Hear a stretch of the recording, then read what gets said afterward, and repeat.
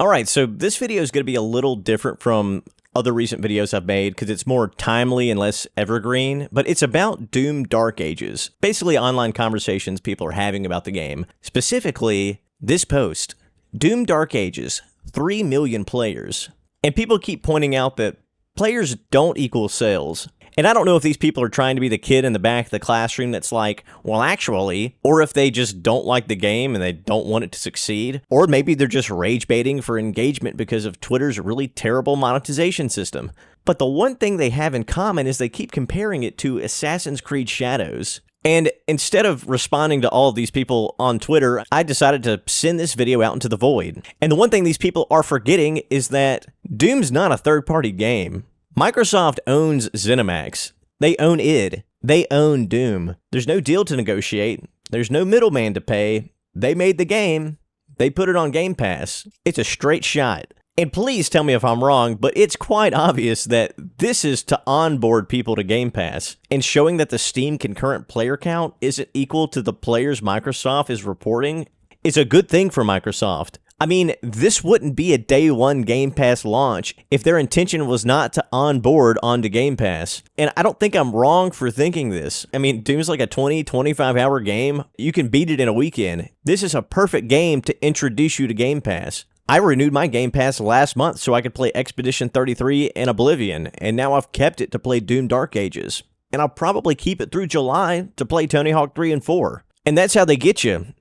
And honestly, it works. And one thing I can't help but think about right now is, what is Sony doing? Because right now the future of game distribution seems like it's Xbox versus Steam. I mean, this console generation, I've already sold my PS5. Something I've never done in the middle of a generation. And it's really simple. There's nothing on Sony I want to play on Sony. And I mean, Naughty Dog games are okay. A lot of you might be excited for the new game that they're coming out with in the future. But I can't help but notice that Sony still seems to be chasing this TV prestige energy, while sales for PC games have now passed sales for console games. And then there's another thing that a lot of people aren't thinking about. Microsoft is now the #1 publisher on PlayStation. Let that sink in. Because of all of Microsoft's recent IP purchases, Blizzard, Activision, Mojang, Bethesda, they're publishing more on Sony's console than Sony is publishing themselves. And then there's another thing that I feel like people aren't talking about enough, and that's the Steam operating system, Steam OS. And once they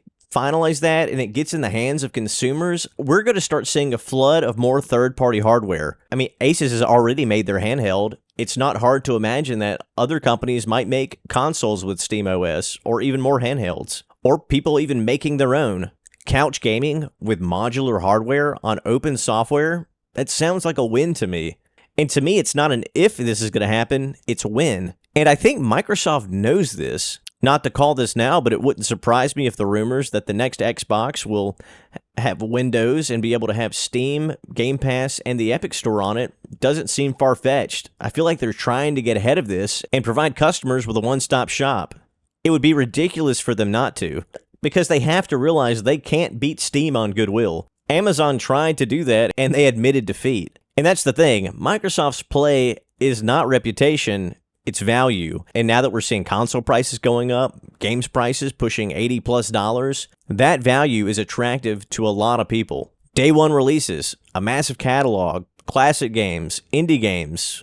Game Pass is looking good. And they even have cloud gaming that actually works now. The other day I played Oblivion on my phone with like minimal to no lag, and that's good enough for most people. I remember trying it years ago and it was terrible, and I can tell you it's leagues ahead of where it was, and it's only going to improve. And still, I can't help but think, what is Sony doing? I mean, they bought Bungie, and that's not really going well for them right now. And this is my observation, but the future of game distribution seems to be Microsoft versus Steam, with Nintendo doing its thing over on the side because they own Mario and he's essentially the new Mickey Mouse and you're never going to get rid of it. Nintendo fans are way too loyal. Not that there's anything wrong with that. But I see these major players being Microsoft and Steam, one bundled and one open. You know, and I could be completely wrong, and Apple Arcade comes completely out of left field, and one day we're all just gaming on our iPhones with it mirrored to a TV with a Bluetooth controller connected. And you can actually do that pretty seamlessly now. There's a little bit of lag, but